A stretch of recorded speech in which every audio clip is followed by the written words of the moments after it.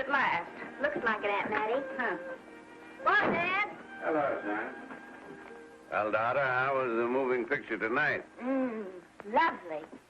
Moist, that's what it was. Just a lot of moist. There wasn't anybody killed in the whole thing. Oh, well, then I'll stick to these. These don't talk. And that big cluck Norman Maine was in the picture tonight. Never does anything but kiss a lot of girls. Norman Maine is one of the best actors in pictures. You and your movies, that's all you think about. You shouldn't be allowed to go to him at all if you're asking me. Too bad I was so busy in the kitchen. I didn't hear anybody asking you. Hello, Granny. Hello, darling. But of course, no one ever listens to me. They do if they're within 10 miles of you. Gadding around picture shows. House all cluttered up with movie magazines. And the other day, I caught her talking to a horse with a Swedish accent. Sis. We're only young once, you know. Ah, Hollywood. You'd better be getting yourself a good husband and stop mooning about Hollywood. You know what she wants to do? She wants to go to Hollywood. I've known it all along. I've seen her making faces in the mirror and talking to herself. That's what comes of your movies. Why, what would you do if you did go to Hollywood? I'd be an actress. I would, I tell you. I've always known I could. Guys, wouldn't it be wonderful to have a movie star in the family? Oh, Miss Blodgett, may I have your autograph? You may not know it, Alec, but you're practically on your way to bed. Oh, Miss Blodgett, you're my favorite actress. Won't you tell me the secret of your success? Oh, let me alone. I asked her, what's come over you? I'll tell you what's come over her. She's just a silly little girl whose head has been turned by the movies. And the sooner she forgets the whole thing, the better off she'll be. Why will I be better off? What's wrong with wanting to get out and make something of myself? What do you do that's so much better? Just because you're satisfied to sit here all your life, you think you can laugh at me. Well, someday you won't laugh at me. I'm going out and have a real life. I'm going to be somebody.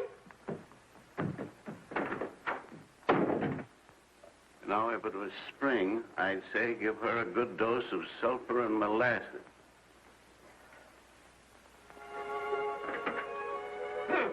I thought I'd find you.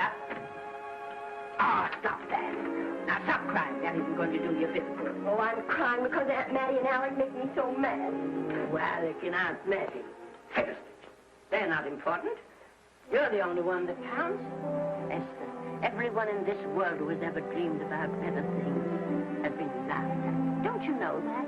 Oh, I suppose I do, but... But there's a difference between dreaming and doing. The dreamers just sit around and moon about how wonderful it would be if only things were different. And the years roll on and they grow old. And by they forget everything, even about their dreams. Oh, I don't want to be like that. I want to be somebody. Oh, yes. You want to be somebody. But you want it to be easy. Oh, you modern girls, give me a pen. When I wanted something better, I came across those plains in a prairie schooner with your grandfather. Oh, everyone laughed at us. They did at all the other pioneers. They said this country would never be anything but a wilderness. We didn't believe that. We were going to make a new country. Besides, we wanted to see our dreams come true. Oh, Granny, it must have been wonderful. It was wonderful. But don't you think for one single minute that it was easy, Esther Blodgett? We burned in summer and we froze in winter. But we kept right on going and we didn't complain because we were doing what we wanted to do. Can you understand that? Yes, I can. Could you do it? Could you do it even if it broke your heart? Because remember, Esther, for every dream of yours you make come true, you'll pay the price in heartbreak. Oh, I know what I'm talking about. You may not believe it, but I was a young girl once. And a very pretty young girl. A lot prettier than you are. And I was in love with your grandfather. And when some Indian devil put a bullet through him, that is as if it had gone right straight through my heart, too.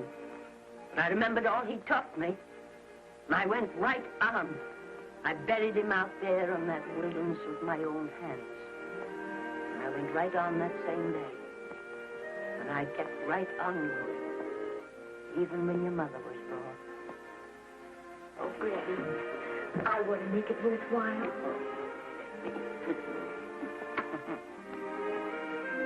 You know, Esther, there'll always be a wilderness to conquer. Maybe Hollywood's your wilderness now. From all I hear, it sounds like it.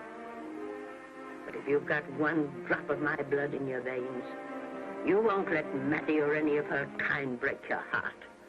You'll go right out there and break it yourself. That's your right. Here. Oh, here. Stop that nonsense. Here. Take this and go to your Hollywood. Oh, I can't take your money. Well, why not? It's your savings. Well, I was only saving up for my funeral. Now I don't think I'm ever going to die. Oh, Granny, how can I ever thank you? By giving me your word of honor that you'll never tell a living soul where you got that money. I promise. Remember, if you do, I'll have you arrested for robbing me.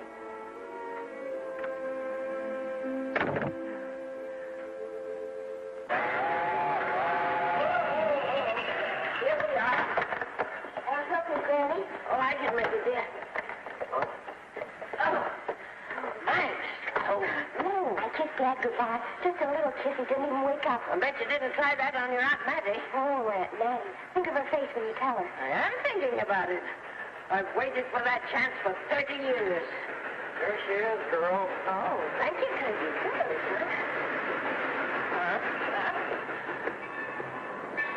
Well, come on. Here's your prairie schooner.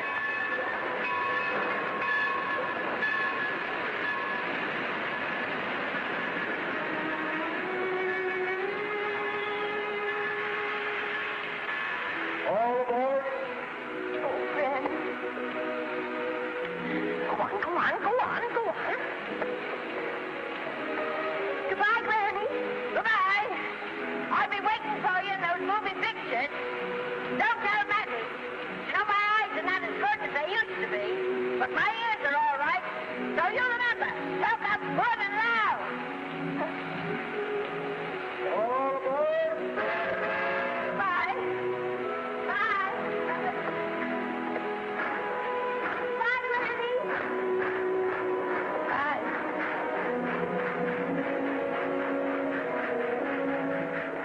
You want to go home now? I don't want to, but I will.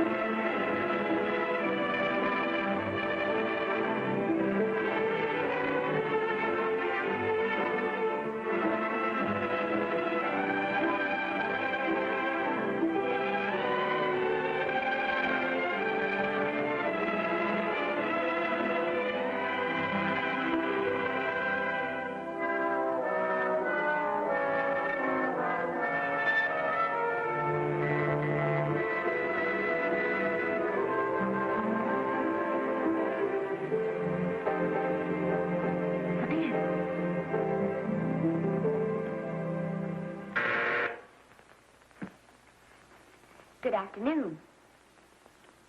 Day, week, or month? Well, it's a little hard to say. You see, I'm going into the movies. Well, you better take it for a week. It'll break your jump to Beverly Hills. Are all the studios really near here? All except Gaumont British.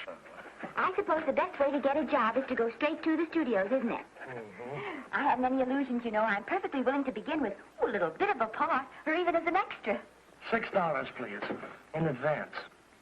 Oh.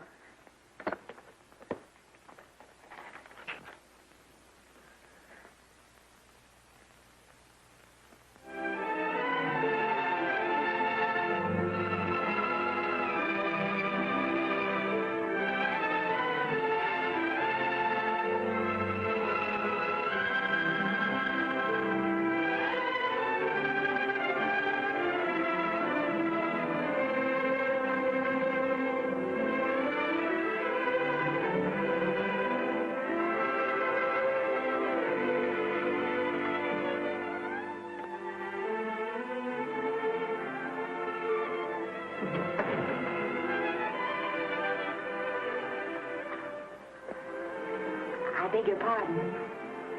I'd like to register for extra work. How long have you been in Hollywood?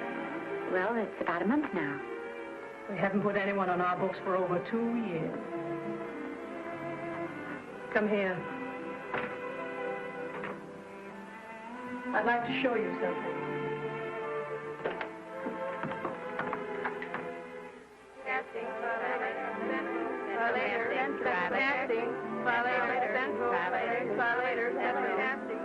Every time you see one of those little lights flash, it's somebody asking for a job. Every time you hear them say, try later, it means there isn't any job. You can't keep the girls at the switchboard long. They go crazy. Every one of those little lights thought it was going to be a star. Still want to go in the movies?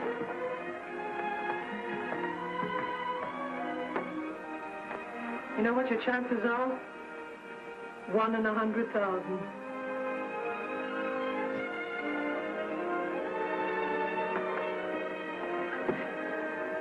But maybe I'm that one.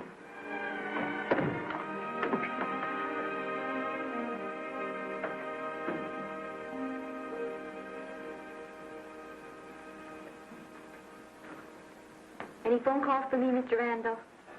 Oh, no. Jesse Lasky and Sammy Goldwyn must be writing letters instead. How's the luck today? There wasn't any. Maybe you don't go at it in the right way. Now, take Danny McGuire here. He knows the ropes. Don't you, Danny? Sure, I've had him around my neck for years.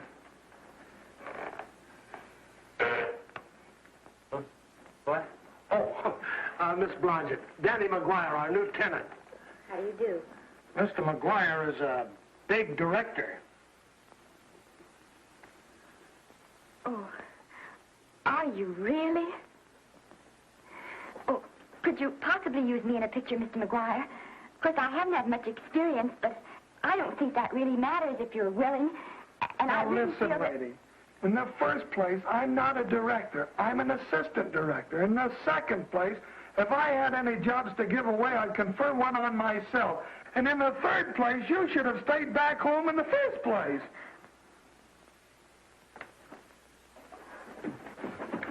Oh, no, look what you've done. Hey, wait a minute. Hey, don't be that way. Don't do that. Gosh, I didn't mean to get tough, but a guy thinks he's being kidded when somebody asks him for a job and he hasn't got one for himself. After all, I'm not a big enough shot to hurt your feelings. I'm sorry. It wasn't just that. It was a lot of things. Looking for a job every day and never getting any nearer to it. I guess I was beginning to get a little scared. I know. Lady, do I know. Well, there's only one thing to do for that feeling when you're tired and sunk and down to your last nickel. Come on and I'll buy you a drink. Well, it's not as bad as down to the last nickel. I've still got $11 left. $11? You're going to buy me a drink. Come on.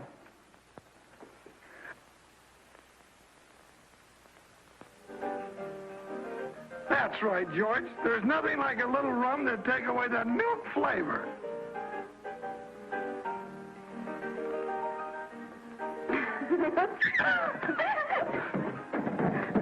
I beg your pardon. Certainly.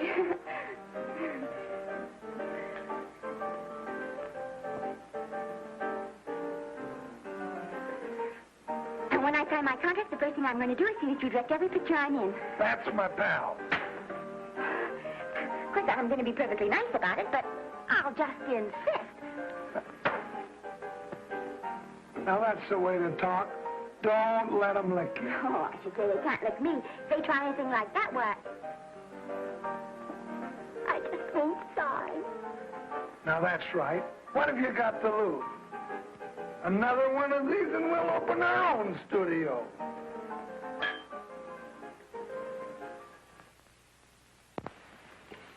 Bill rendered $24. Past due. Remit without further delay. Me.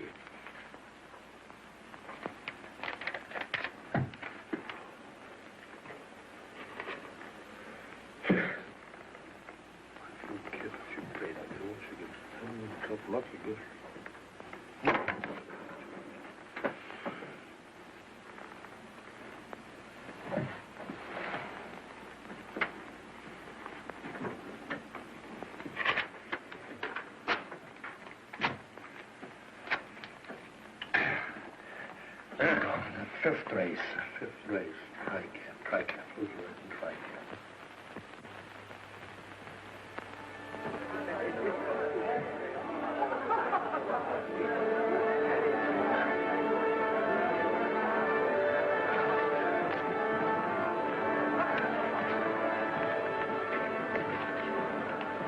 Hey, the program's going to be swell tonight. Now, you take this fella Beethoven. I'm a pushover for him. And Chopin, well, he's not so dusty either. But I kind of wish that once in a while they'd play something you could sort of go out whistling, you know, like Blood on the Saddle, Blood on. Well, there's a tune. Hey, why don't you throw your hat in the air or something, can't you? This is a celebration. My job starts tomorrow. I know it does, and I think it's swell, Danny. Gee, I wish you were in on it, too. But, oh, no, it would have to be a war picture. One of those big novelty numbers, a war picture without any beautiful women at the front. Oh, well, something will happen soon. Maybe. Why don't you go home, kid?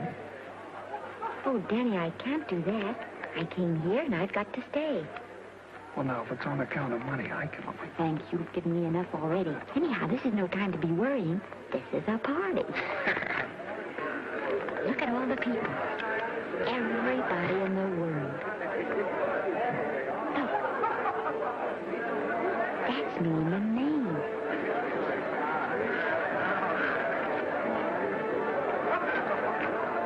And he seems to have had that one extra cocktail.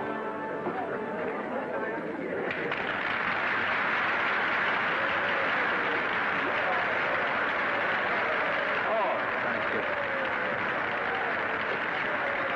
Sit down, you dope. That's for the orchestra leader.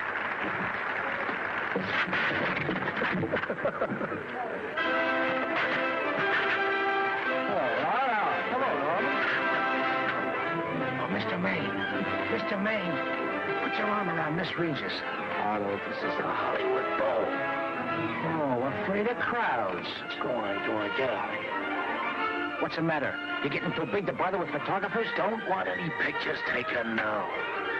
Oh, is that so? What's the person I take it anyway? Well, shove that brownie number 2 of yours down your throat. Thank you, Mr. Maine.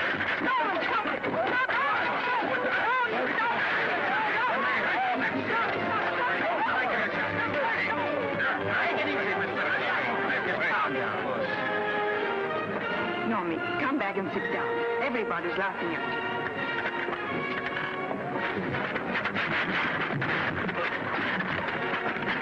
All right. Hi, Norman. Is he always like that? Well, I suppose he has to sleep sometime. Oh, and he's so wonderful on the screen.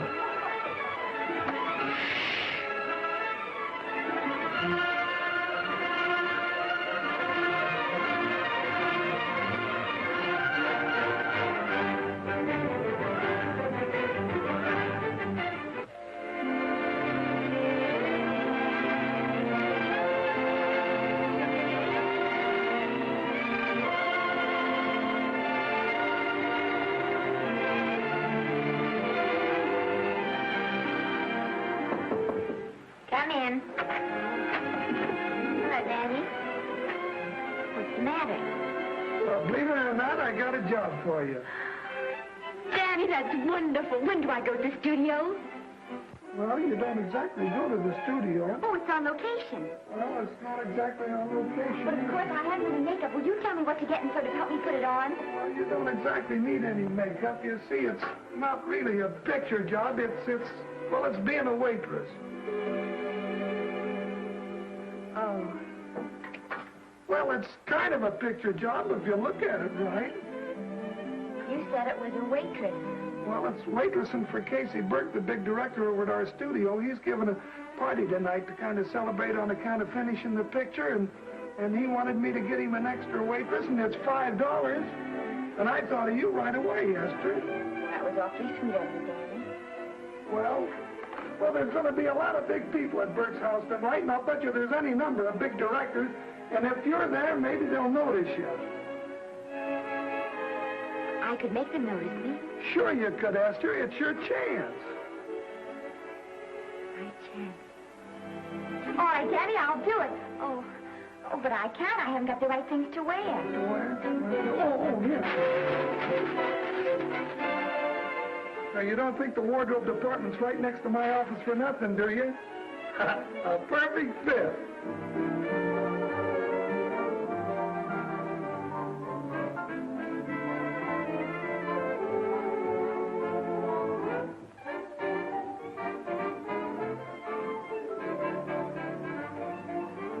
Did you get to the preview last night? I did. Would you like a little hors d'oeuvre? They are very nice. Oh, thanks. Well, what did you think of the picture? They should have saved it for Thanksgiving. What a turkey.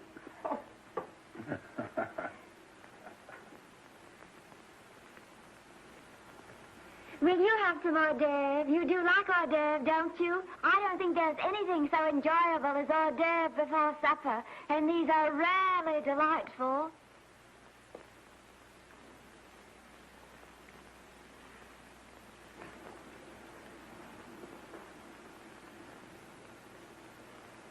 And at the finish, the kid turns around and sings the lullaby to its mother. Pardon the big boys, but would you like a little hors d'oeuvre? They say they're the best in town. Don't tell me. I know. Mae West. That's a great twist. But where are you going to find a 2-month-old baby that can sing? Hello, Oliver. Oh, hello, Casey. If you want to fire me now, wait till you see the picture. I'm not a director anymore. I'm a male nurse. What's the matter with the picture? A guy by the name of Norman Maine. His work is beginning to interfere with his drinking. Oliver, don't tell me I'm to direct his next picture, too. Mm-hmm. You were my favorite producer. Now, wait a minute. You just go right on with your directing. I'll take care of these stars. I know how to handle them. I had a serious talk with Norman after that Hollywood Bowl occurrence, and you don't have to worry any more about his behavior. Excuse me, Mr. Niles. Mr. Libby of your publicity department is on the telephone. He says it's most important, sir. It's about Mr. Maine. Thank you. Oh, it's probably just some little thing. Of course, Oliver. I'll turn on the radio and see if they've called out the National Guard yet. Hello, Libby. What's the good word? Mr. Norman Maine, America's Prince Charming, was apprehended driving an ambulance down Wilshire Boulevard with a siren going full blast. He explained he was a tree surgeon on a maternity case. Well, will it be in the papers? No, it won't be in the papers. But that's a nice, expensive hobby of yours, keeping Mr. Maine's informal entertainments out of the public press. Oh, that's fine work, Libby. Try and see that no one gets to Norman. He's probably home sleeping it off. Oliver. Why can't you forget those dopes at the studio for one night? Business, business all the time. I don't know what's going to become of you. Norman, why didn't you call for me? Oh, by darling, why didn't I call for you? In case you've forgotten, I was supposed to come here with you. Oh, that's all right. I got here without any trouble. The only reason I don't slap your face. Yes, darling, I know. Hello, John. Oh, hello, man. What's the matter with Oliver? He looks as if he'd had bad news. Hello, Mary. What's the matter, old boy? Maybe I'm wrong. I guess I've been drinking too much lately. No, you have to cut it down. It's bad stuff. Scotch and soda.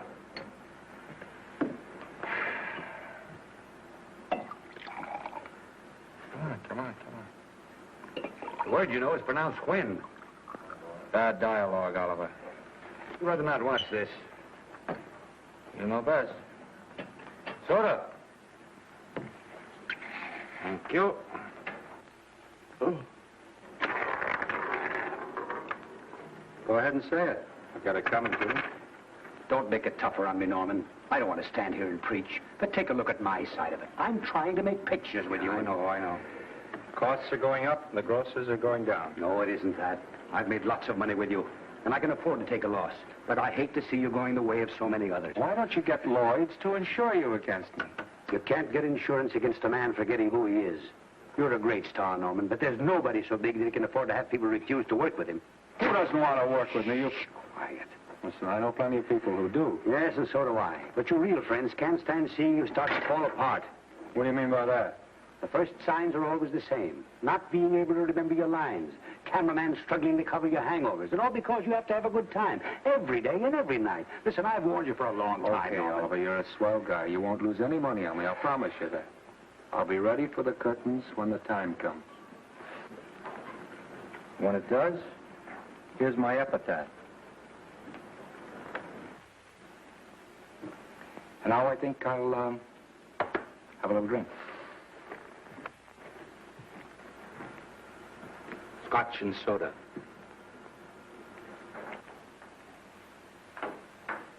Scotch and soda. Ooh.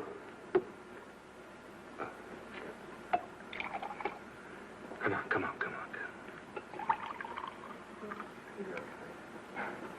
A little soda? Caviar? No, thanks. Yes, pardon me. Ah, lovely. No, I mean the caviar. Mm-hmm. No, don't go away. I'm starving. Really. Which would you take? Well, I don't know. You know? I don't know either. It's hard to choose. I think I'll take caviar. Mr. Maine doesn't care for any more. Do you know me? No. Well, Normie doesn't care for any more. I think I shall get very drunk indeed.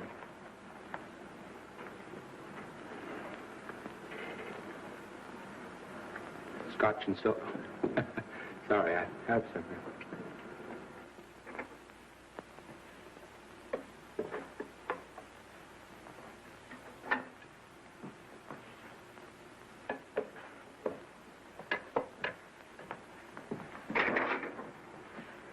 Oh.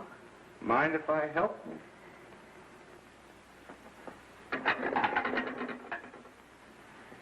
Won't they miss you? Oh, no.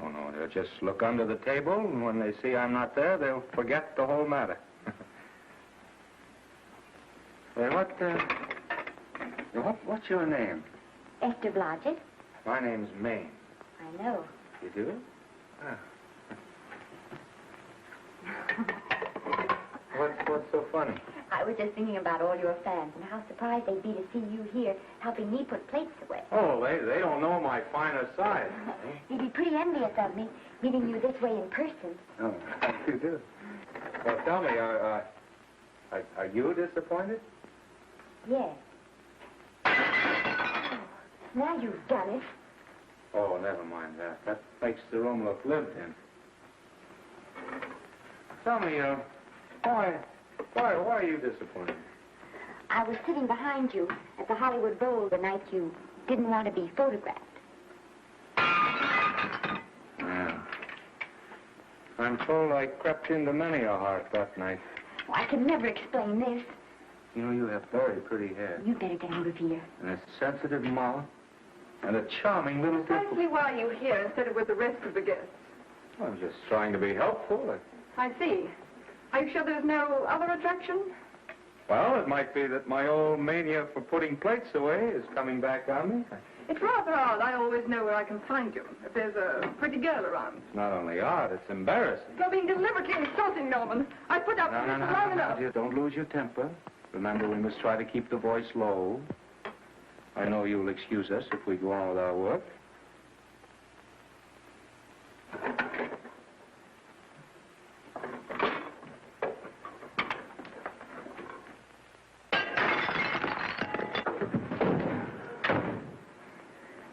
Now see what you've done.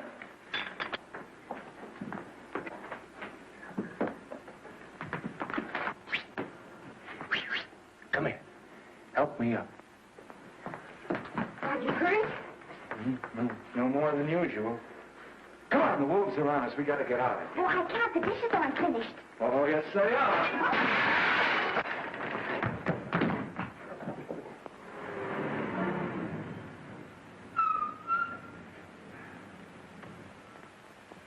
Well,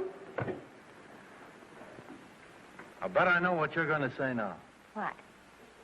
Good night. Good night, and thanks. Hey, wait a minute.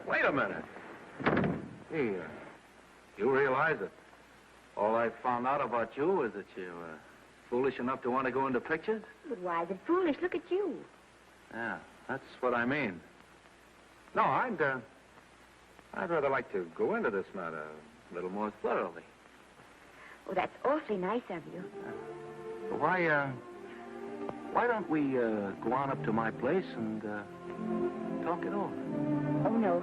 Thank you very much, but I really must say good night. Good night. But you're not angry. No. I'm hungry. Well, why don't you go and get something to eat? Good night, Miss Blodgett.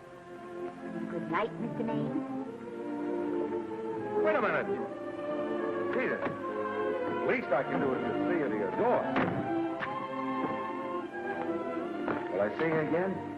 I hope so. Has anyone ever told you that you're lovely? Well, now you know. Thank you.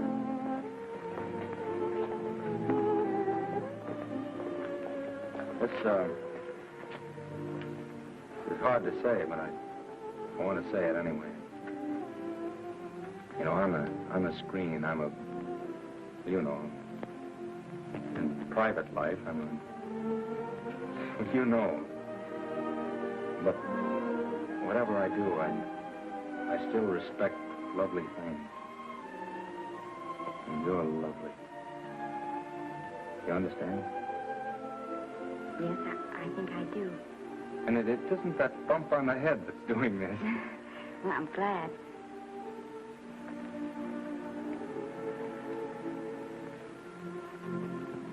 Good night. Good night.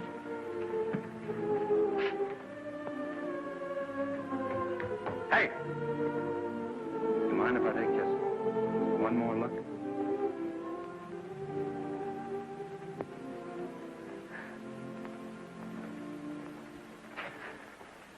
Go away. Quite impossible. I wouldn't even consider it. No.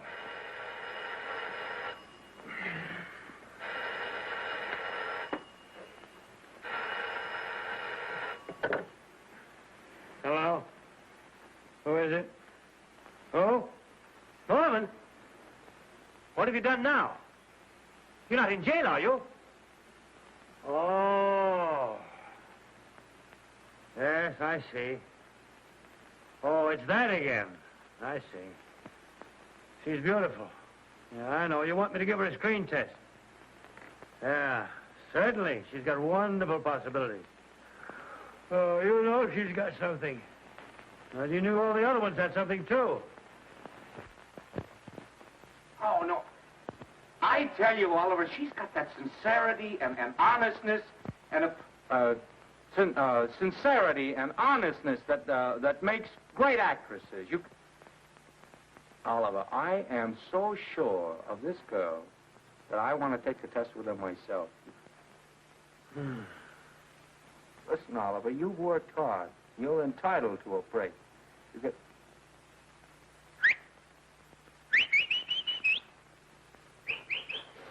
Yes, I heard you. Anything. Yes. Yes. Yeah. Oliver, look, you try to get a little sleep now, old man. Right. All right, boy. Good night. Now, tell us.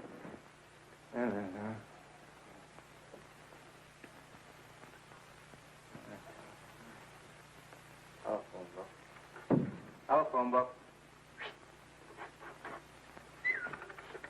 What is it? Telephone. Hey, Olive, telephone book.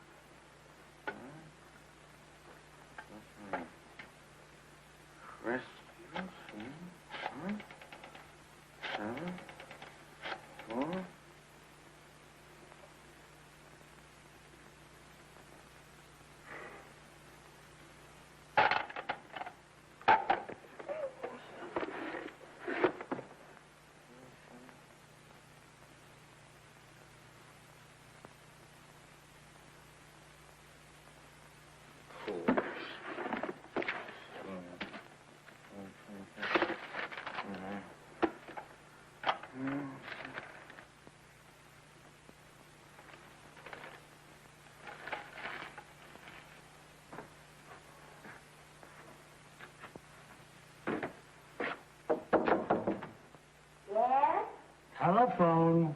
For me? Some drunk trying to be funny says he's Norman Maine. Oh, thanks. I'll be right down. And Miss Blodgett, would you give him a message for me? Tell him it's 3 o'clock in the morning!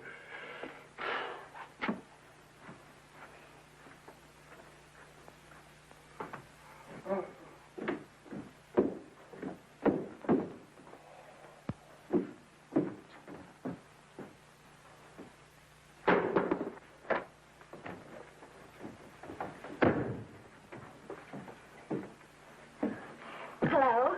What? Oh. Oh. Oh. Oh, yes. I'll be there. Oh, thank you.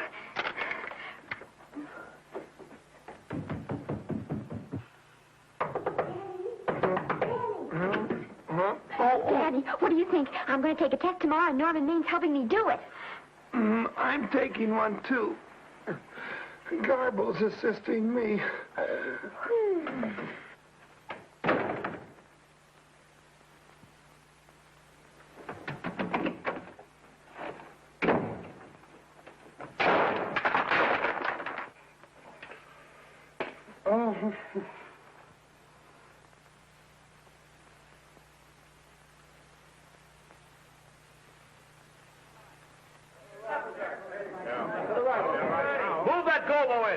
Would it still come out broad? No, the Yankee. Is this light too hot for you, Haley? Okay, but cut down on the backway. Put a double on that 90. Bring it down a little. That's it.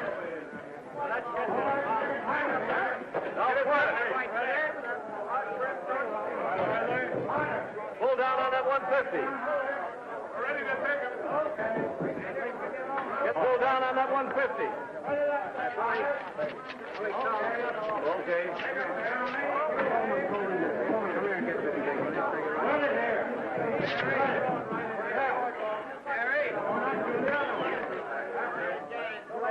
Bring me an apple box. Listen, gentlemen, please, if you don't mind.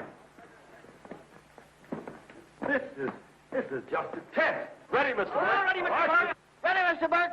Ready now, Mr. Burke. All ready, Mr. Burke. Ready now, Mr. Burke. All ready, Mr. Burke. We're ready, Mr. Burke. All right, let's take it. Quiet! Quiet! Quiet! Quiet! Ready, Norman? Yeah. You ready, Miss, what's your name? You'll soon know your name, Esther. The whole world's going to know it. But I'm so scared. Maybe I better not try it today. Oh, come on. Now, don't be foolish. They all had to go through this. Harlow, Lombard, Myrna Loy, and now Esther Blodgett. All right. I'm ready. This is a take. Rolling. Quiet. Hey!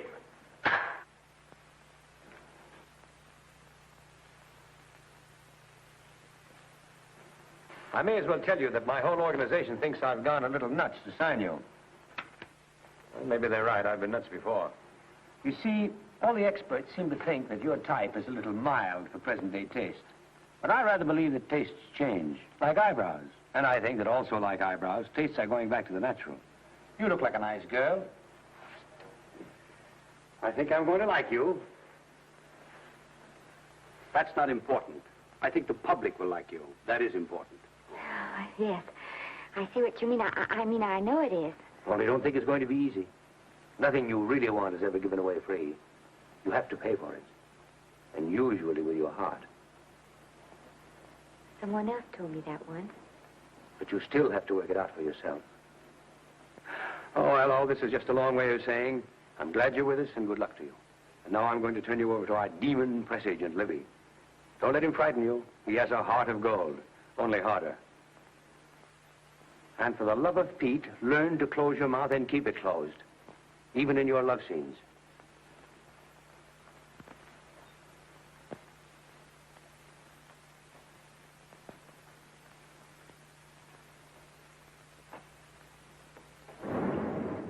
Are you a Russian?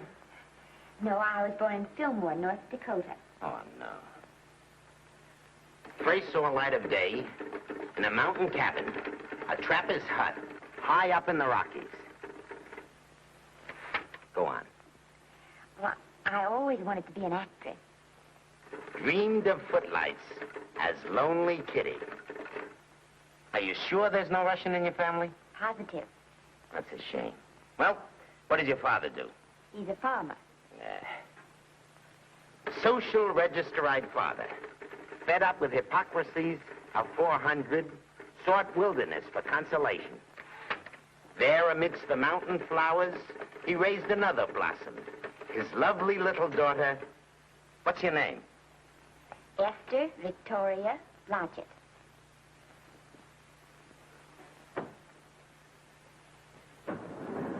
Greatly appreciating your attention in this matter, very truly. Do you know what her name is? Esther Victoria Blodgett. Hey, we'll have to do something about that right away. Esther Victoria Blodgett. Well, that Blodgett's definitely out. Let's see, Esther Victoria, Vicky. How about Vicky? Oh, I think that's terribly cute. Let's see, Vicky. Vicky what? Vicky, pronounced Vicky. See, Esther, Bester, Sester, Dester, Fester. Oh, that's very pretty. Jester, Hester, Dester, Lester. Vicky Lester. Oh, I like that. Say it. Vicky Lester. Say it again. Vicky Lester. Say it again. Vicky Lester. Say it. Vicky Lester. Say Vicky Lester. Vicky Lester. Vicky Lester. Vicky Lester. Vicky Lester.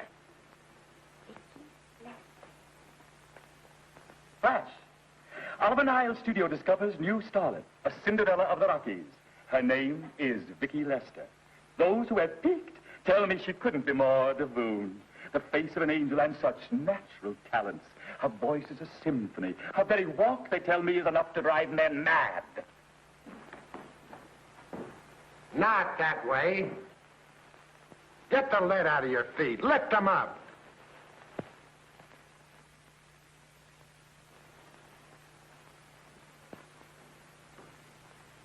That's better. It's terrible, but it's better. The quality of mercy is not strained. It droppeth as the gentle rain from heaven. Cease. Through the mouth, my child, through the mouth. The nose is for smelling roses. Proceed. Does she have to look surprised all the time?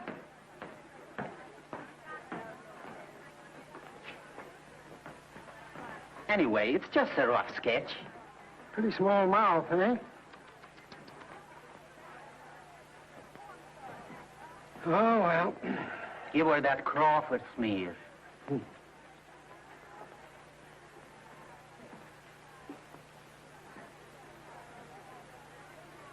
This'll give her that deeply... Yeah.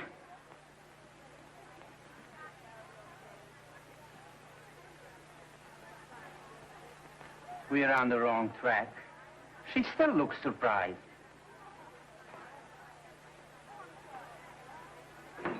Listen, dress people, we're shooting on the set this morning, not in the commissary. Now come on, snap into it. Acme Trucking Company? No. Mr. Smith is not in.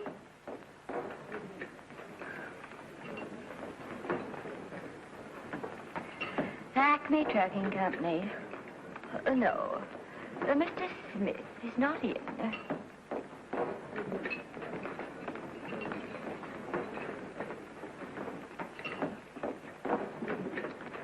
Good morning. What can I bring you, Mr. Maine? That just shows how long you've been here.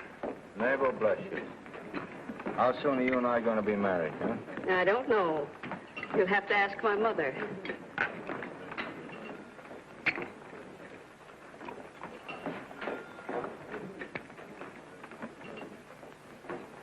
Acme Trucking Company? No, Mr. Smythe is not in.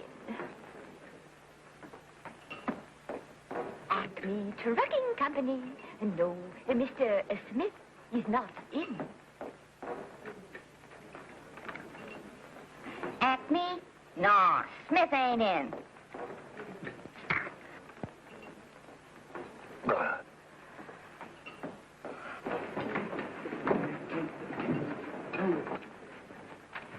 Acme Trucking Company? I'd like to speak to Mr. Smith, please. Mr. Smith is not...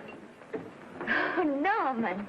What's all this between you and Smith? I've got a part. It's only one line, but it's in the picture. Well, it's ambition that made you break that date with me last night. Well, I had to be here so early this morning, and So did I. I had to stay up all night to make it. you've started your picture, haven't you? No, we're still in the testing stage. You can't seem to get the right girl for the lead.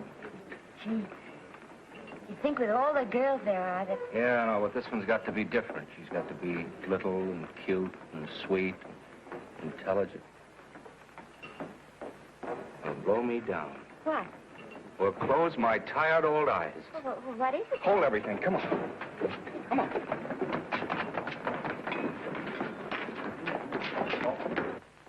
Well, you've been through the whole casting directory. I'll work day and night, Mr. Niles. And I'll work with her, Oliver. And I can be mean or nasty or anything you want, Mr. Niles. If she clicks, Oliver, you've got a star overnight. Okay.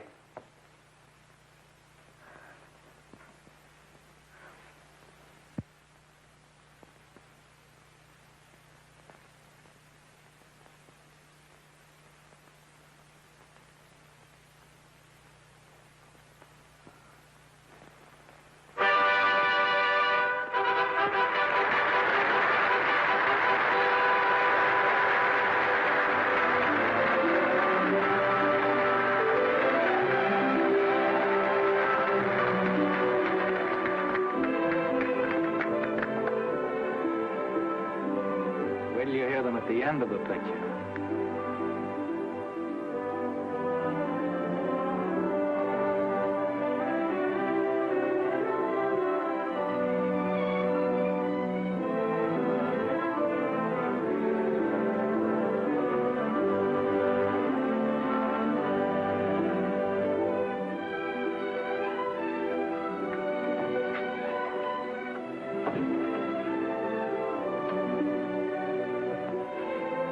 Do you think we were noticed? By no one. They're much too busy playing at croquet.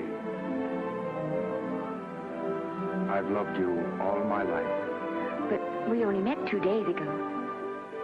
That's when my life began.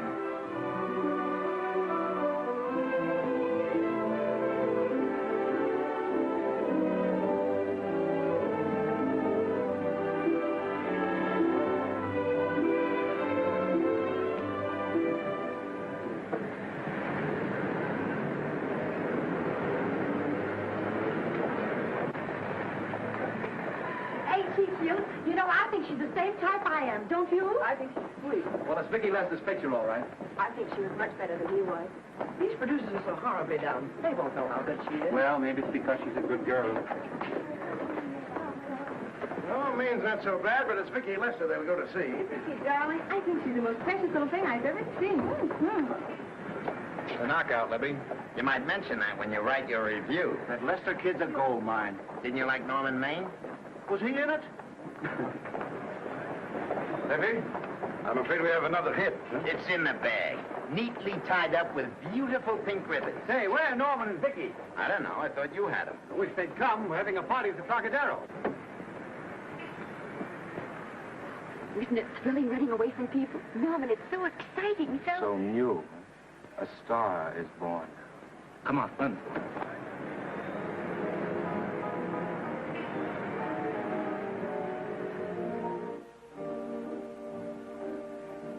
Wonderful, isn't it? Crazy quilt. Oh. It's a carpet that's spread for you. It's all yours from now on, you know? Come, Esther. You're a success. You have everything in the world you want. I hope it'll make you happy. Hasn't it you? Then there was one thing I never had. Lots of times I told myself I'd found it, but I always knew I was lying. Still, I never stopped looking for it. Maybe it'll come. Well, I think it has come, Esther. I only wish it weren't too late. Oh, but it's not too late.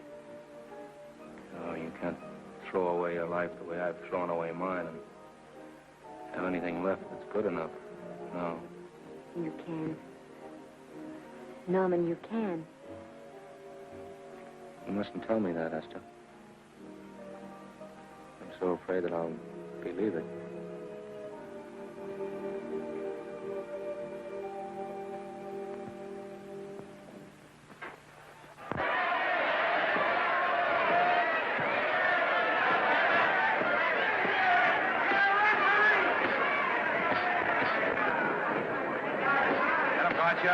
Shoot your right. Swell, isn't it? Lovely. What's got you again? Can't you hear me, Gotcha? Shoot your right!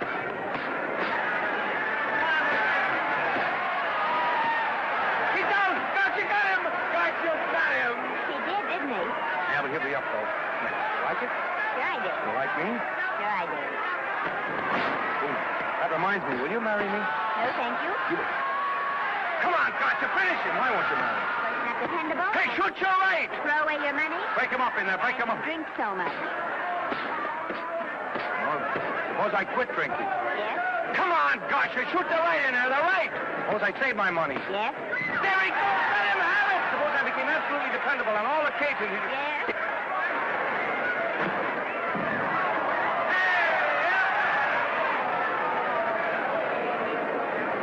Hey, Gotcha, he got him! He got him! He certainly did.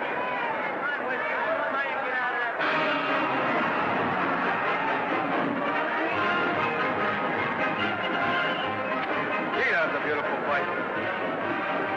Norman, What there? would you do all that for me if I said I'd marry you? No, certainly not. I was just supposing. We're going to be married. Guess I didn't read that line right. I'll try it again. We are going to be married. Both of us. Yeah, to each other. What do you think of that? Well, when? Where? Well, we thought we'd elope in the conventional manner. What's the matter? Just trying to decide whether it's good for the studio. Is it? It is. And bless you, my children. When's it going to happen? Oh, we thought we'd just sneak out sometime. We're not telling anyone but you. Listen to this. The screen's ideal romance blossomed into breathtaking reality today when Vicky Lester and Norman Maine, America's dream lovers, slipped quietly through the portals of holy matrimony. How does it sound? Horrible. But you see, we're going to elope. Sure you are. It'll be the biggest elopement this town ever saw. We'll get a tie-up with the Army, have you escorted all the way down to Yuma by 20 of their new bombing planes. Is he going with us? Don't you think we can work this thing out better alone? No sense in bothering the happy couple with all the details. I'll see to it that you get a carbon copy of the whole layout. I can hardly wait. I'm sorry, we didn't realize that we were in the way. While you're settling the details, you don't mind if I take this woman out and buy her a ring, do you? Sure, go ahead. We want everything legal. That's a charming match. A nice girl like Vicky, and public nuisance #1. Now, wait a minute, Libby. Norman's all right. And if you'll pardon my pointing, Vicky's business is her own. It doesn't require any comments. I wasn't making any comments. I just said it was a rotten shame. So go ahead and plan the elopement. Oh, that elopement stuff is out. You can't get any scope in that. We're going to have a wedding. Where'll we have it? Customary place, I believe, is a church. Nah, it's been done. This has got to be something big. The beach. I can visualize it. The bridesmaids in bathing suits. 20,000 Santa Monica school children spelling out the word love. It's a novelty, but is it big enough? Why not the city hall? A police escort of every motorcycle cop in town. Sirens screaming, confetti pouring out of buildings like the Lindbergh reception in New York, only on a big scale. What's the matter? Isn't it big enough?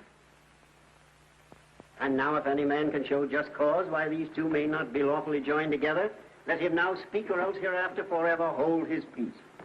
Do you, Alfred Henkel, take this woman as your lawful wedded wife? Will you love, comfort, honor, and keep her in sickness and health as long as you both shall live?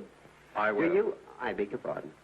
Do you, Esther Blodgett, take this man as your lawful wedded husband? Will you obey, serve, love, honor, and keep him in sickness and health as long as you both shall live? I will. Place the ring on her finger. Hurry, please. Now, by virtues of the power invested in me as Justice of the Peace of San Bardo Township, County of Los Angeles, I pronounce you man and wife.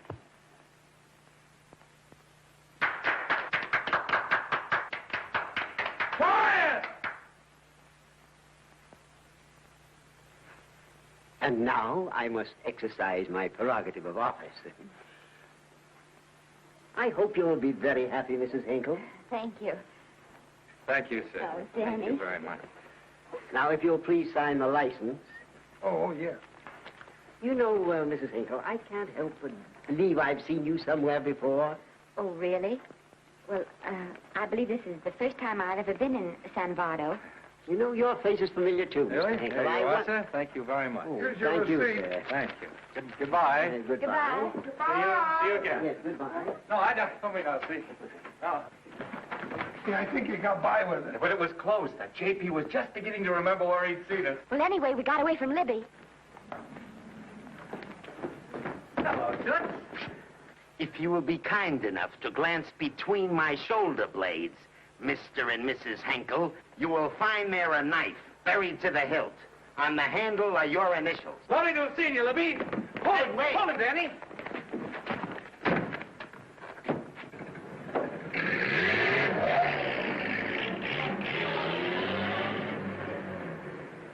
There go a couple of rats I raised from mice. Well, they got a right to get married, haven't they? I haven't got any right to double-cross the public, and I haven't done it yet. Hey! People versus Porky Washington, who is charged with violating Section 600. Young man, you're in contempt of court. Operator, get me the Los Angeles Tribune. I've a good mind to put you under arrest. Wait till I make the score. You wait, too. Tribune, give me the city desk.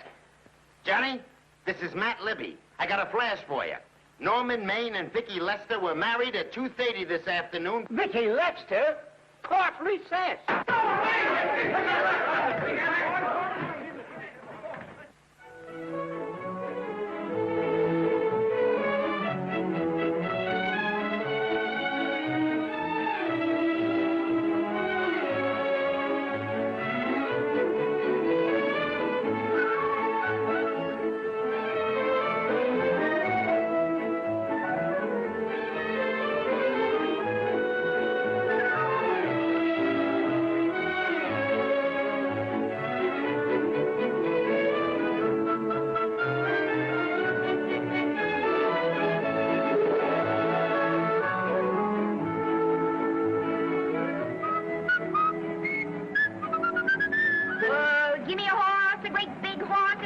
big buckaroo and let me wahoo, wahoo, wahoo!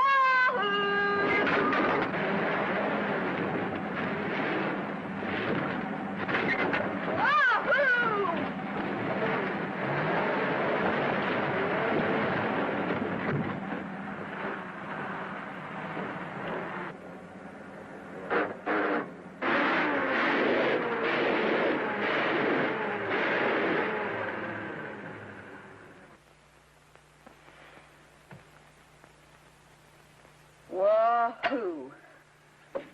Hey, Wahoo. I don't want to sound immodest, but I think I've stripped the gear.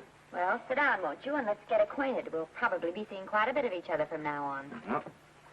Might just as well break the ice now as later.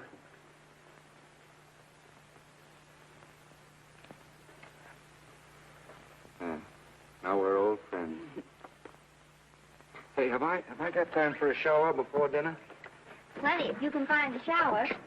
I never can remember where that thing is. Does it pull out or slide under? Here, I think I can find it. Nope, it's the linen closet. Here it is. Nice work. Oh, half the time those things are just luck. I'll see if I can disinfect this steak.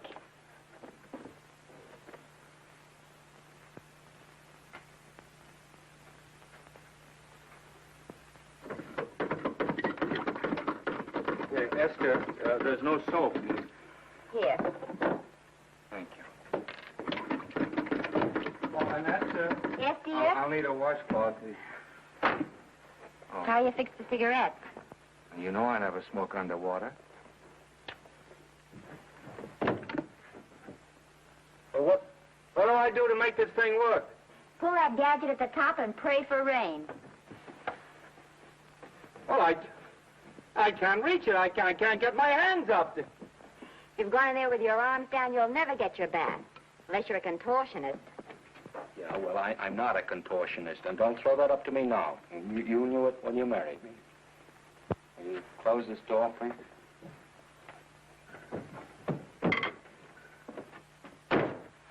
Thank you.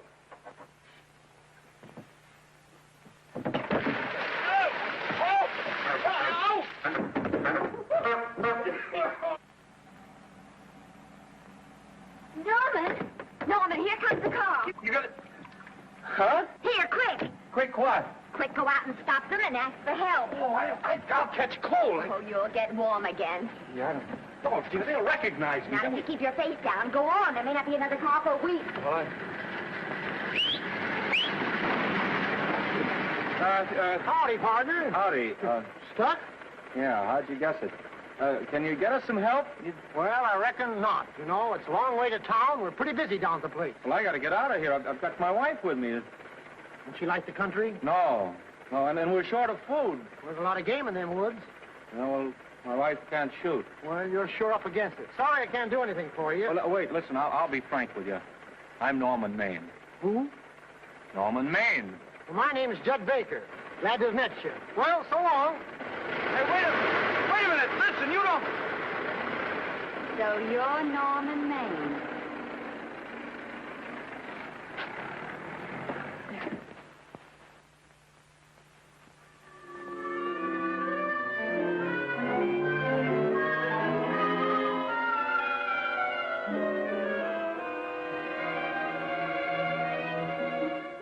I got my prestige to look out for. I'm supposed to be the best publicity man in the racket. And they laugh themselves sick when I even try to get a decent mention of Maine. Yes, I know how sensitive you are, Libby, and I don't like to see your feelings hurt. Thanks, boss. Now, Vicky, there's a dish for free space. But if Maine swam across the Pacific, the papers would keep it a secret. Well, the exhibitors don't like him, the critics don't like him, the public don't like him, and I don't like him. Who likes him?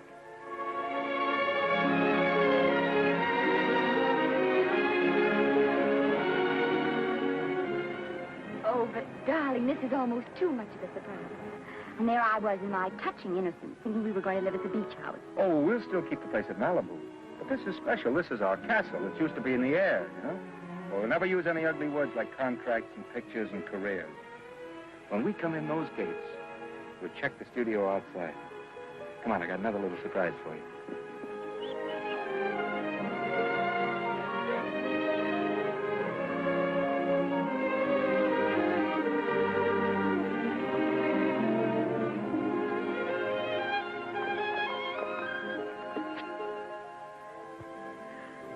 Norman, it's lovely. So are you, lovely. The whole world's lovely. Hey, hold it!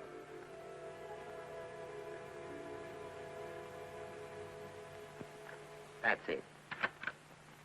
Caption, their honeymoon never ends. All right, let's get some pictures. Now, if the bride will sit here and the groom stand behind her, we'll have something unique. Now let's go after something different. You sit down and she'll stand up. Pretty radical, isn't it? Yeah, but in a nice way. Okay, Otto, fire. Caption, their honeymoon begins anew. Ah, the producer. Caption, their honeymoon ceases abruptly. Hello, Oliver, glad to see you. No, I'm glad you're back. Thank you. Vicky, how well you're looking. Hello, Oliver. Am I interrupting? Yes, thank you. Just want a couple more pictures. That's enough of both of them. What they're asking for is exclusives of Miss Lester. Alone. Oh, I see. Well, come on, Oliver, let you and me get exclusive. See you later, Vicky. But don't worry, Otto. My camera smashing days are over. They ain't your only days that are over. Oh, hold that, Miss Lester. Gorgeous. Well, Oliver, how's the dividend situation? Very pleasant. I think we'll show $2 million on the next quarter. Oh, smart move of mine to sell my stock, eh? Oh, well, when you need money, you need it.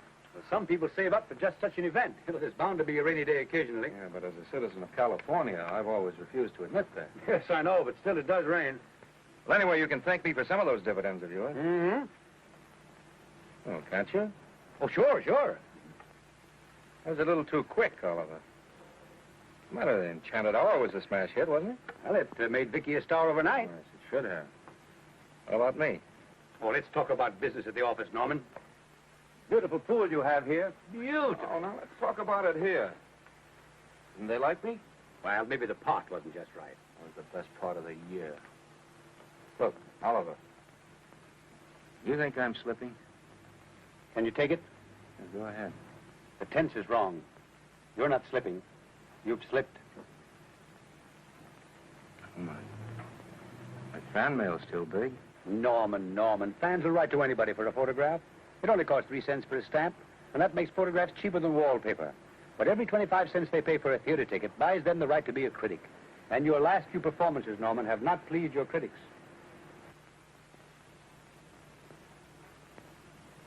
You remember I told you I'd be ready for the curtains when the time came? Here it is. Let's call off the contract, no hard feelings. We're not quitting, either of us. There's no explaining these things. We've all seen how the public turns. Maybe we can turn them back. I've got a swell script lined up for you. About Esther. You think that I'm going to get in her way? Well, as a matter of fact, as it happens, there's no part in this story for her. I'd more or less planned to star her in a picture of her own, with that young Pemberton opposite her. He's coming along nicely. Good for young Pemberton. All right, Oliver. We'll make a try at it. Let's hope it's not too late.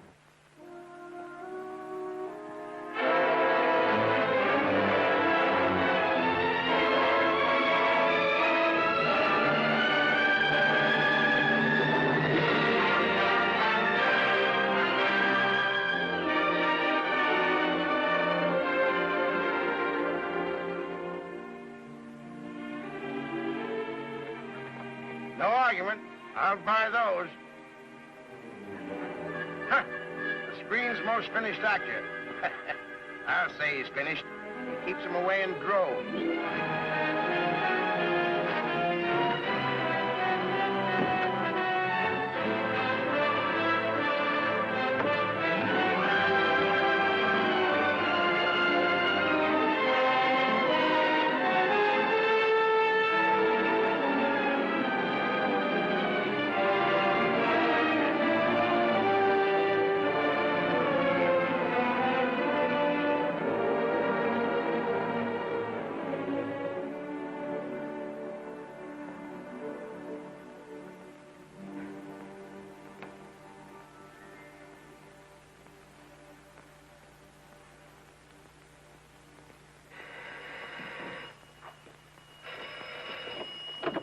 Hello? No, Miss Lester isn't home as yet. No, I'm not the butler.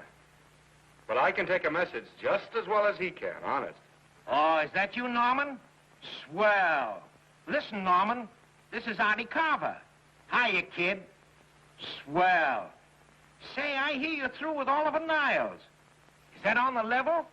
Please, Artie, I'm not news anymore. Forget it. Say, what kind of a settlement did you make on your contract? Give me a figure so I can do a story on it. There was no money involved. We just called it quits. Okay, I'll fill in my own figure.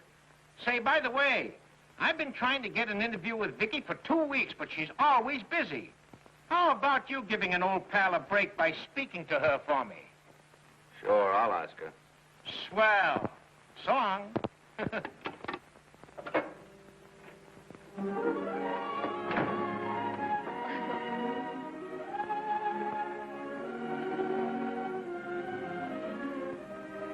I didn't mean to be late, darling, but Casey wanted... All right.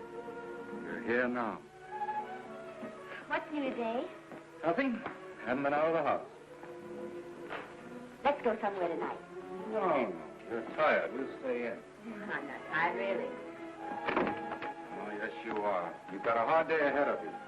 Anyway, I see so little of you, I'd like to have you to myself. Oh, but it's the servants' night out. We haven't any... Yes, we have. I fixed a little snack with my own lily white hands. I'm learning to cook in my spare time. Then I think I'll marry you. I get it. You want to make an honest cook of me, huh? Comes in on wheels in this joint.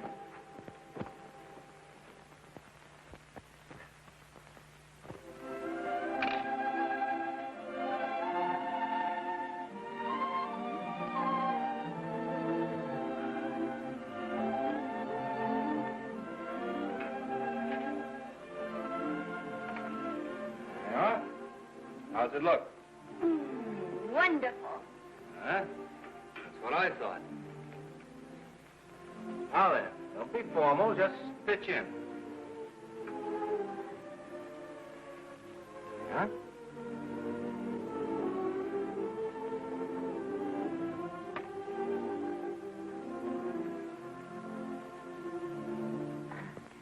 I'm afraid my mouth's not quite big enough. I'll measure it next time and make them to size. A little hard to lift, too. I think I'll take those measurements right now.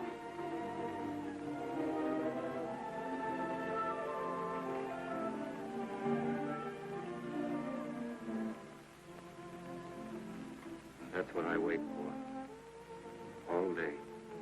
That's why I rush home without even changing my costume.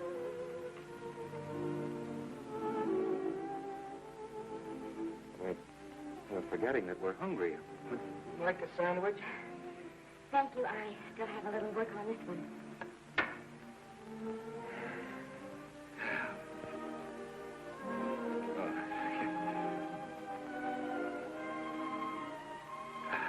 Norman, will you unhook my dress? I can't breathe. Mm-hmm. You know, all the time I thought it was the kiss that made you breathless. A lot of hooks, huh? Why don't you have a zipper? That's a good idea. Do better?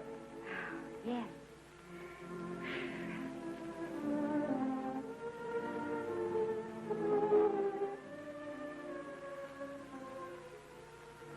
Don't look now, but I think that guy on your left is in love with you.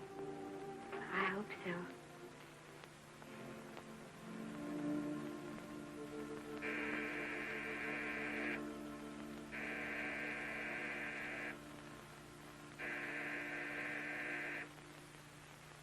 It's the doorbell. Is it? Maybe they'll go away. Oh, I never do at a time like this. Come here. Just a minute, yeah. I'll be right back.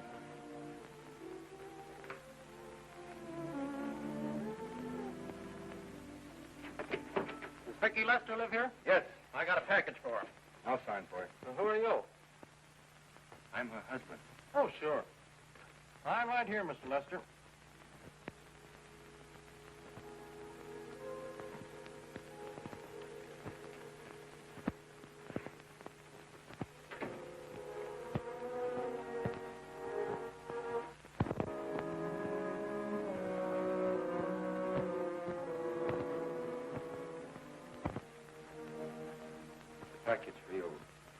By the way, I forgot to tell you, they want you for a benefit Shrine Auditorium next Wednesday night.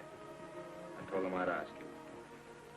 And, Oh, darling, I don't want to hear about that now. well, you better wait till I finish before I forget them all. The Academy dinner secretary phoned. She wants to know if you want a table reserved for you. Oh, yes, Artie Carver called and asked if I'd use my influence with you to get him an interview. I told him I'd try. That was all, I think. Oh, Norman, let's don't talk about those things now. We're forgetting the wonderful food you prepared. Well, I'm not very hungry now. I think I'll fix me a little drink. But, Norman.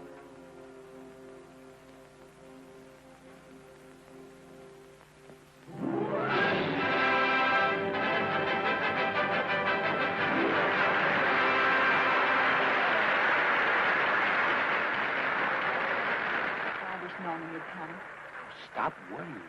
And think how nice that statuette's going to look on your mantelpiece. Do you suppose anything's happened to him? But of course not. He's just been held up in traffic.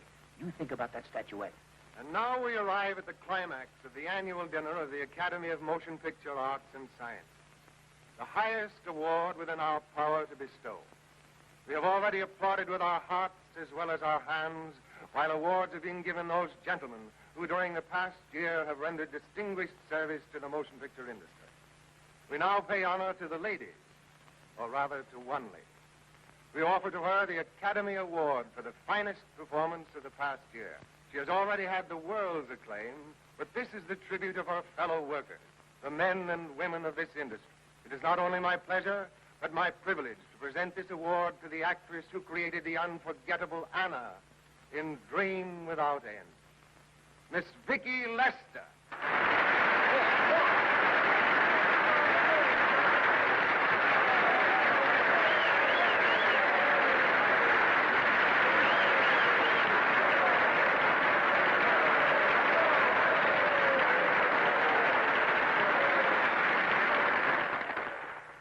What more can we say, Miss Lester? This says it all for us.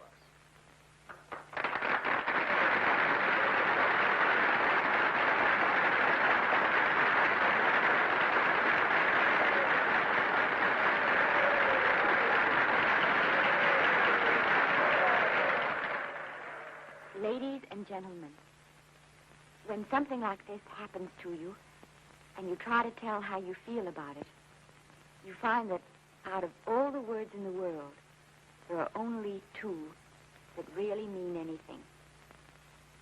Thank you. All I can do is to say them to you from my heart.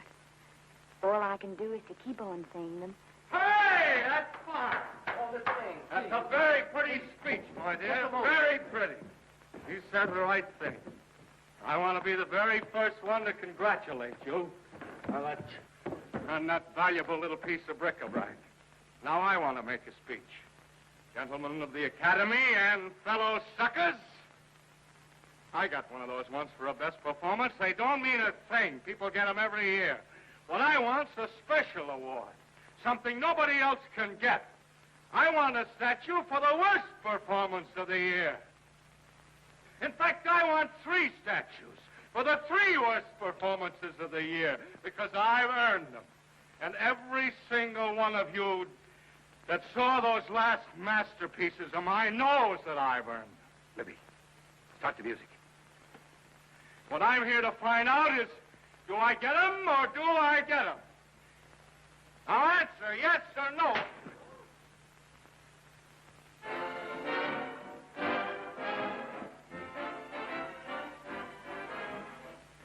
Norman, darling, let's go and sit down.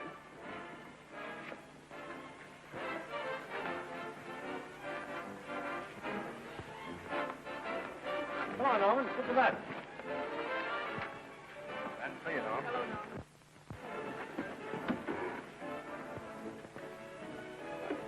Hello, how are you? Hi, Oliver. My dear, do let me congratulate you. You must be terribly proud and happy tonight. Thank you.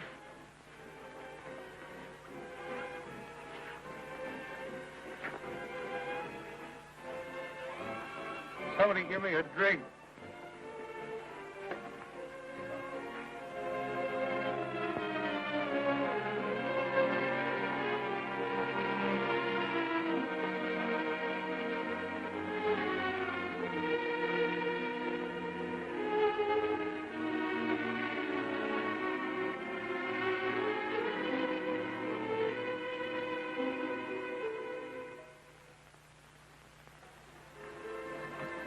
Oliver, nice of you to come to my dressing room. Vicky, how are you? I've missed you. Everyone's missed you. Have a nice trip. Well, a 3-month tour of the theater circuit scarcely comes under the head of pleasure.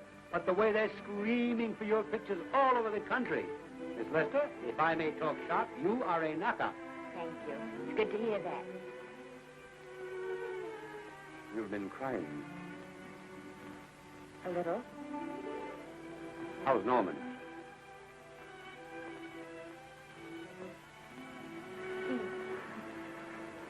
Well, he's trying awfully hard, Oliver. Letting Norman leave this studio was the hardest thing I ever did. There was nothing else I could do. I know. Has he been... Is he all right? He's gone to a sanitarium. He really wants to stop drinking. And I think he could only... Well, perhaps if he could start working again, there would be some encouragement. Oh, Oliver, could you do that?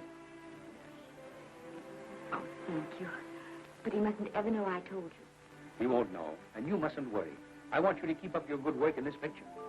I'll try, Oliver. That's the one thing I can do for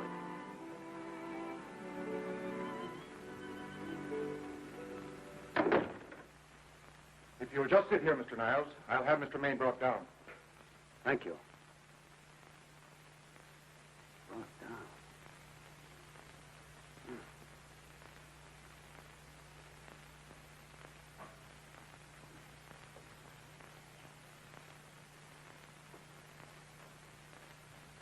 Hello, Oliver. Welcome to Liberty Hall. Hello, Norman. Well, no, Mr. Niles isn't slipping me a case of scotch, Cuddles. This is just a handshake. This is Cuddles, Oliver, my social secretary. We go everywhere together. How are you feeling, Norman? Fine. Getting along remarkably well, Cuddles tells me. He says you ought to see some of the boys. Let's sit down. Yeah. Cuddles, we really don't need you. Touching, isn't it? Can't bear to have me out of his sight. Are you comfortable here, Norman? Comfortable. It's positively luxurious. They even have iron bars in the windows to keep out the draft. How much longer are you going to be here? Oh, well, I'm really cured now. I'm just staying on for an extra week or two to get in good shape, you know.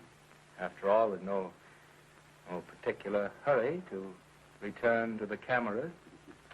That's what I wanted to talk to you about. I've got a script with a fine part for you in it. Oliver, that's great. That's great. Who plays opposite me? Well, it is not exactly the lead. Young Pemberton's doing that. But I tell you frankly, I consider your part better than the lead. Oh, I see. It's better than the lead. Well, of course, it isn't terribly long. But it's one of those parts that makes an impression on you. They'll be thinking about you all through the picture. Mm-hmm. Well, the thing is, Oliver, I'm pretty well set at another studio.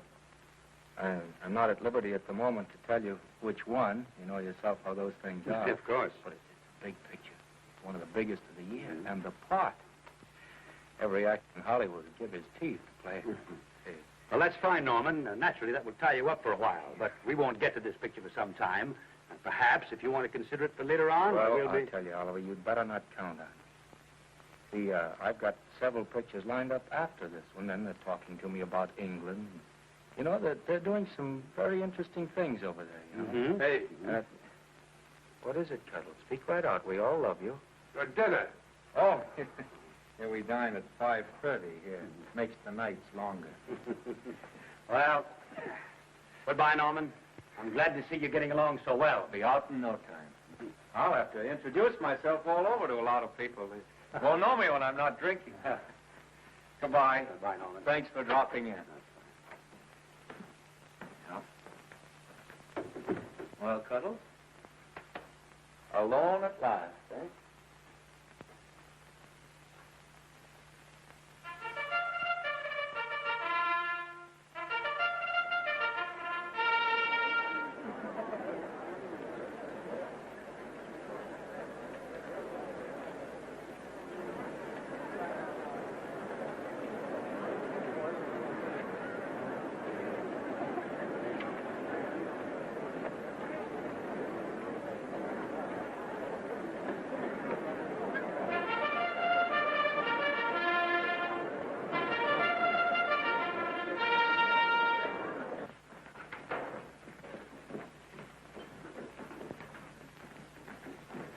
Bert?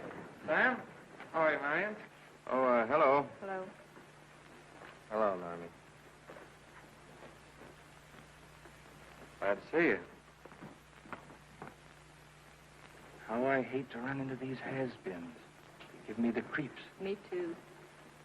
He was good while he had it. And he had it quite a while.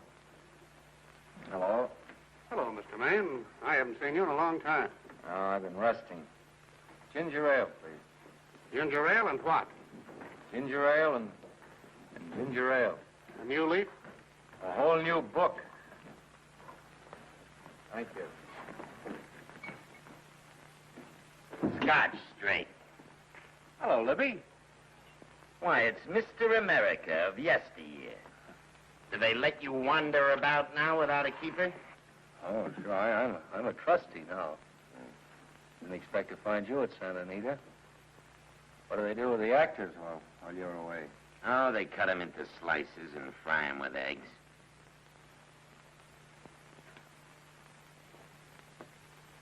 I suppose you'll be here all the time, now that you've retired from the hurly-burly of the silver screen.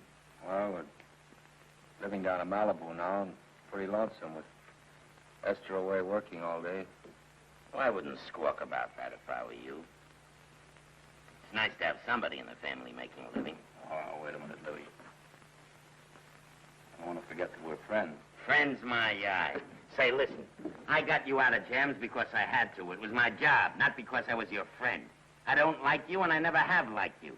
Nothing made me happier than to see all those cute little pranks of yours finally catch up with you and land you on your celebrated face.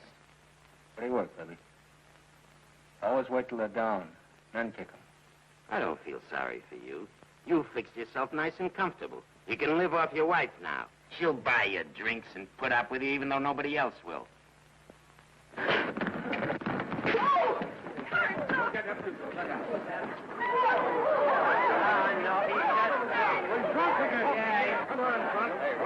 a minute. Come on outside for you, wife. I'm Norman Maine. Well, that's not my fault. Oh, don't bother to toss him out. He's harmless. All right, Mr. Libby, if you say so. Sure, let him go. What can he do? He can't fight any better than he can act. Norman Maine. Oh, he's drunk again. Why, he's been drunk for years.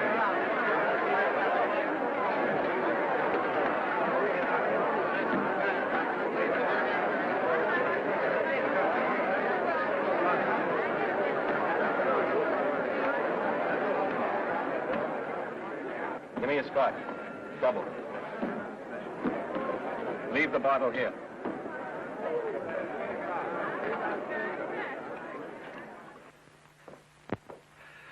Vicky, you'll be ill. Why don't you try to get a little sleep? But he's been gone 4 days. 4 days and not a word.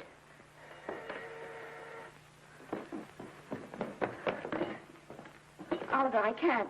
I just can't. Hello? No, this is Oliver Niles speaking. What? Where? Thank you. What is it? Nothing. Oliver, tell me. He's in the night court. He's been arrested on a drunk charge. Now, he's all right. He isn't hurt. I'm going right down and get him out. I'm going with you. Vicky, it isn't any place for you, and if it gets in the papers, What there'll do be... I care about the papers? I'm going with you.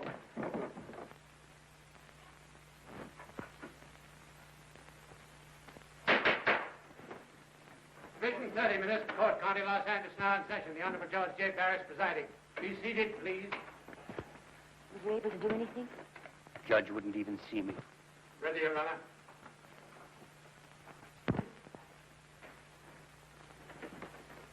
I want to advise you that you're entitled to be represented by counsel, to be confronted by the witnesses that may testify against you, to compel witnesses to attend on your behalf to a public and speedy trial by the court or by a jury, and the right to be admitted to bail.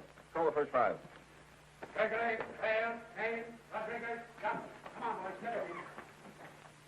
Go ahead. Move along.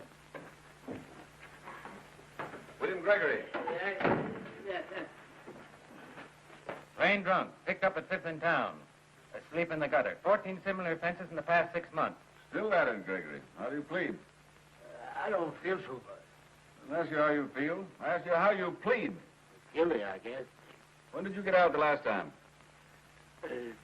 Just before Christmas. Well, I'm sorry you'll have to miss New Year's. You'll be out in time for Washington's birthday, 60 days. Milton Rails.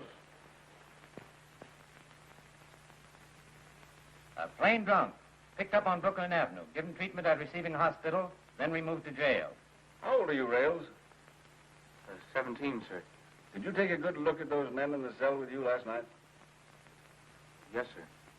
And have you taken a good look at yourself this morning? No, sir. Well, I suggest that you do. $5 and 2 days. Sentence suspended. Oh, Judge. Alfred Henkel, more commonly known as Norman Maine. Drunk and disorderly. Cracked car into tree at Sunset and Coronado. Evidently been drinking for days. Resisted arrest and injured one of the arresting officers. How do you plead? Guilty. You're Norman Maine, the actor, aren't you? You've come pretty low, haven't you? There isn't a man here who's had the advantages you've had. Look what you've done with them. You're nothing but an irresponsible drunk, driving about the streets with the power to inflict death or injury on innocent people. I think we'd better deny you that power for a while. 90 days in the city jail. Please wait.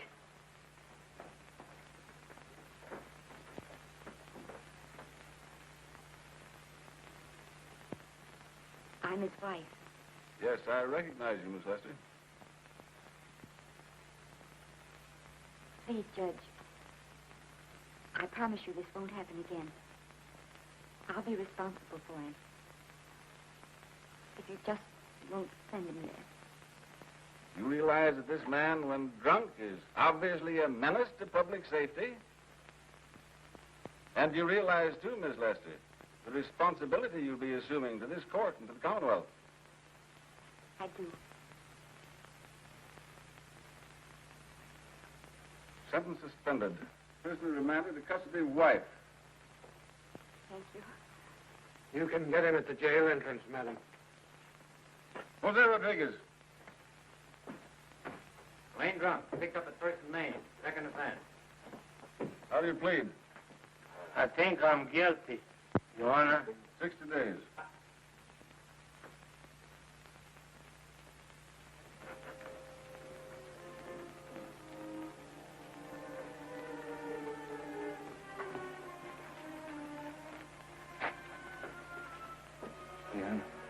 I'm so tired. Hold him, Mr. Maine. Protect him. Oh, no. What about a statement for the press? Oh, no, please.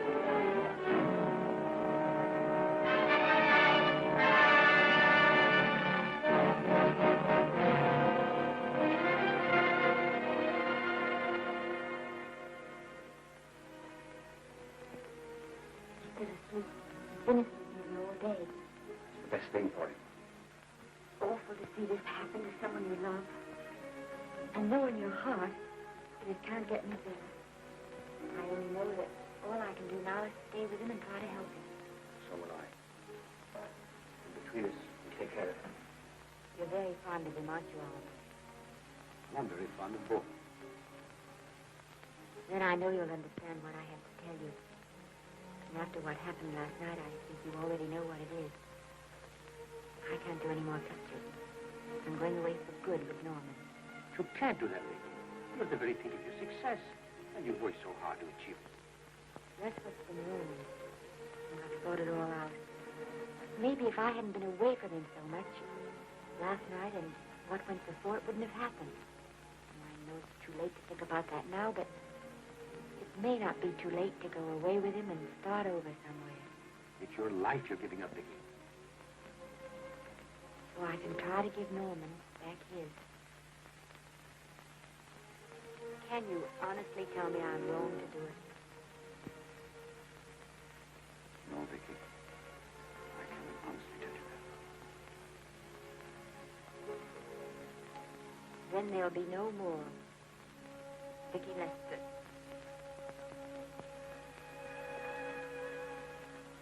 Come on, walk to the door with me.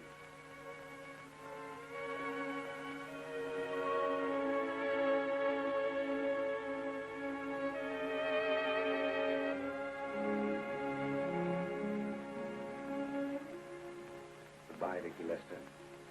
You were a grand girl. Good luck, Mrs. Norman Maine.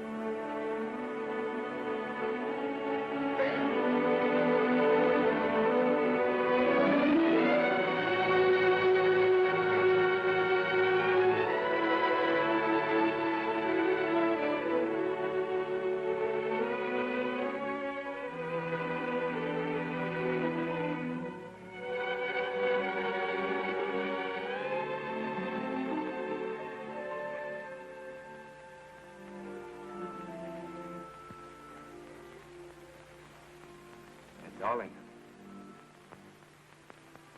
this is Maine coming in to apologize again. Oh, I'm sorry, dear, but it isn't you. What other troubles have you got? None. I was just playing a scene with myself. Now, look. I'm just coming out of the jitters, and you're just going into them. This is a swell household. Isn't it? I'll tell you what we'll do. I'll promise to brace up if you'll go on the wagon. I guess I have been drinking too much. You know what I'm going to do? I'm going to be an athlete. You mean with great big muscles and everything? Well, roughly speaking. Gonna join the YMCA? It costs too much. And I'm going wading up in our front yard. No. Sure. Would you like me to go with you? Sure, if you'd like to. No, Miss, I don't think I will. It might spoil this beautiful, natural wave. Yeah, I guess that's right. But, darling, look, could you have a hot toddy, some hot soup for me when I come back? Some hot soup? And I'll make some of those nice sandwiches. No, Miss, do you have to?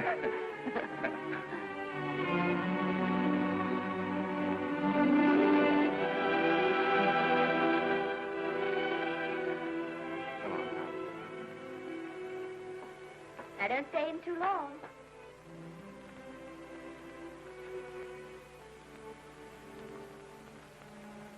Hey! Mind if I take just one more look?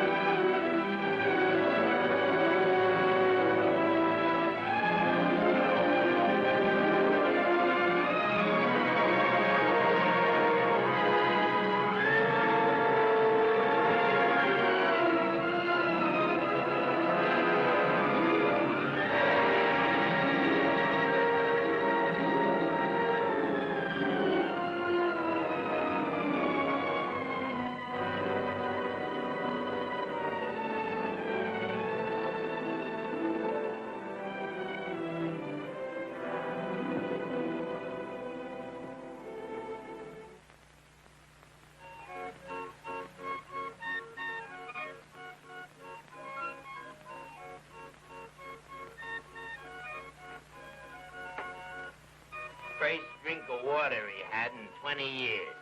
And then he had to get it by accident. Pardon. How do you wire congratulations to the Pacific Ocean?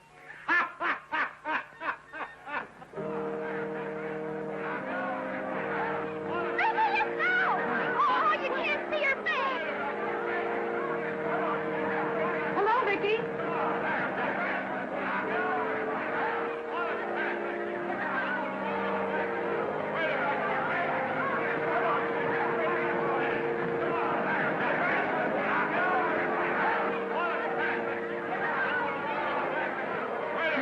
Can't you? Come on, Vicky, let's see your face. Vicky, will you sign my book for me? Write Mrs. Norman name. Don't you care, Vicky, you get over it. Stand back, can't you? Don't you cry, dearie. He wasn't so much.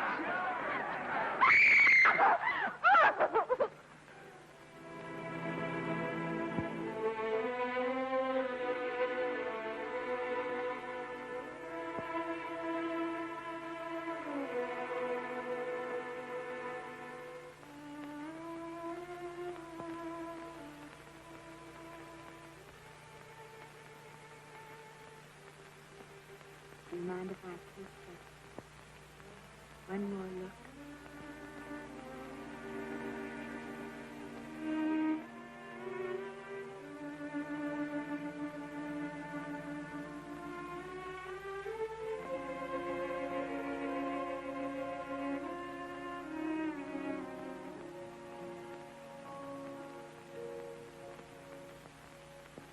Here are the paychecks for the servants, Graves.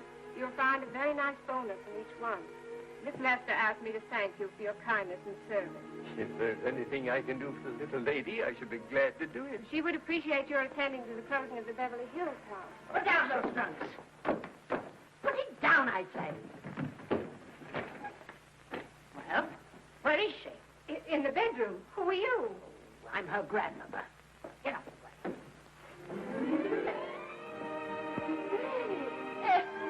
Granny, darling. Oh, I'm so glad to see you. What made you come? Oh, I know when I'm needed. Now get out of here. Go on. Get out of here, all of you. I want to talk to my granddaughter alone. I came just as quickly as I could. But I'm going home. I sent you a wire yesterday.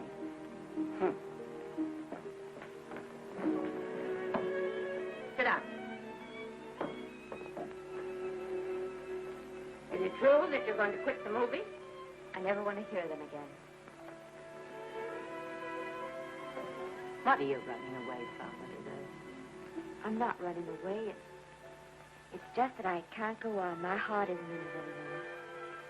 Once I told you if you get what you want, you have to give your heart in exchange. And you said you were willing. Do you remember? I remember. It seems to me that you got more than you bargained for. More fame, more success, even more personal happiness. Maybe more unhappiness. But you did make a bargain. And now you're whining over it. I don't think I'd feel so very proud of myself if I were you, Esther. I'm not, Granny. My mind's made up. Then I'm sorry I gave you the money to come out here to just waste. Oh, but Granny, I was proud of you, Esther. I was proud to be the grandmother of Vicky Lester. It gave me something to live for. Now, have it ended. I know. Oh, I want to be strong, but I can't go on. You must. Tragedy is a test of courage. If you can meet it bravely, it will leave you bigger than it found you. If not, then you'll have to live all your life as a coward. Because no matter where you may run, you can never run away from yourself. I never knew Norman Maine. He wrote me a very sweet letter when you were married. He said you told him how much I meant to you.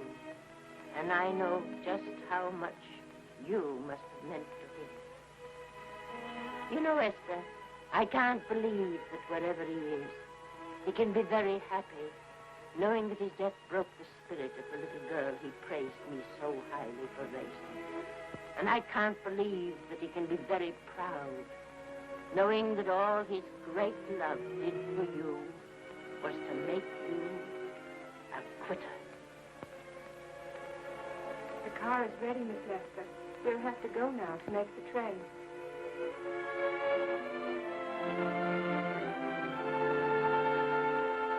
Put the car back in the garage.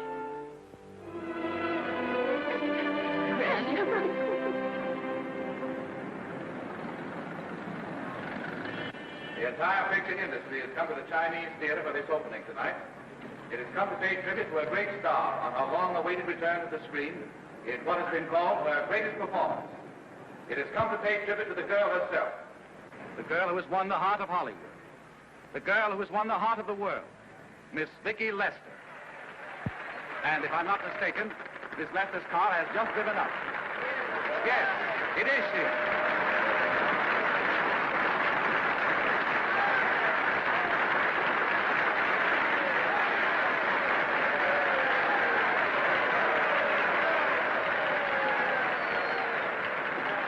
I hope this doesn't scare you too much. I scare very slowly, young man. 6 mile, folks, please.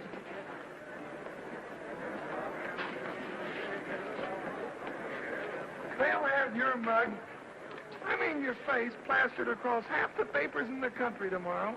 How do I look? Oh, you look swell. You're a liar, but I like you. And here's Miss Lester's grandmother. Won't you say a few words to the radio audience, please? Say something, Letty. You know, we've got a thing like that back home where they all listen in on, but we call it a party line. Won't you say something, please? They're listening. Maybe some of you people listening in dream about coming to Hollywood. Maybe some of you get pretty discouraged.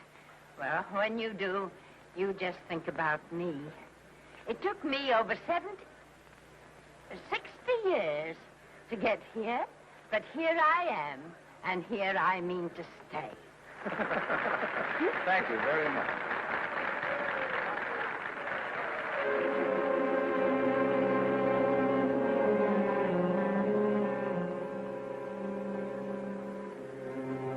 Miss Lester.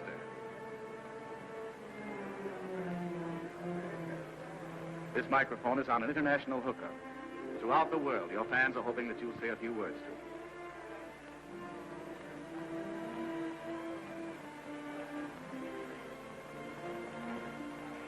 Hello, everybody. This is Mrs. Norman Maine.